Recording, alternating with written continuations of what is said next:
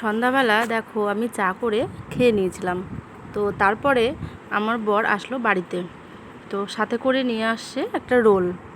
তো রোলটা আনার পর রোলটা আমি রেখে দিলাম, এবার ওকে দেবো চা। তো চাটা আমার কড়াই ছিল, তো চাটা কি বলে আমি গরম করে ছেঁকে ওকে দিয়ে দিচ্ছি। তো দেখো ছেঁকতে ছেঁকতে চাটা পড়েই গেছে, চা পাতাটা পড়ে গেল কতটা।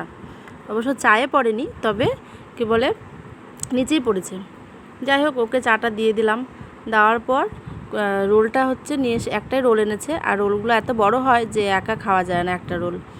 একটা রোল খেলে মানে পেটটা ভরে থাকে, তারপর রাত্রে আর মানে কোনো কিছু খেতে ইচ্ছা করে না।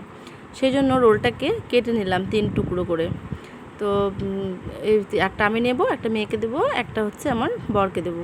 তো যাই হোক, 3 জনের 3 টুকরো খেয়ে নিব। দেখো 3 টুকরো কাটলেও অনেক বড় হয়, তাই না বলো?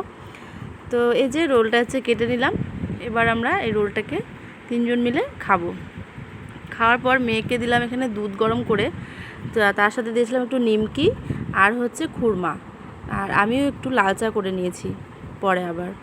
তো লাল চা করে নিয়ে 3 জন মিলে আমরা কিন্তু খেতে বলে সন্ধ্যার টিফিন করতে বসে গেছি। তো তারপরে চলে গেলাম একটু ঘুরতে। ভাবলাম বাড়িতে বসে কী করবো, চলো একটু ঘুরে আসি। তো 3 জন মিলে ঘুরতে গেলাম। ঘুরতে গিয়ে এই যে দেখো আমরা আইসক্রিম নিয়ে নিলাম, আমার মেয়ে একটা, আমি একটা। বরকে বললাম তুমিও খাও, বলছে না আমি খাবো না। তারা আসলো অফিস থেকে ফোন, সে ফোনে কথা বলছিল জরুরি দরকারে। তো যাই হোক, মেয়েকে বললাম যে খেয়ে বল কেমন খেতে কেমন তোর আইসক্রিমটা। তো আমি যেটা নিয়েছি কর্নেটো, ওইটাই আমার বেশি ভালো লাগে এগুলোর থেকে।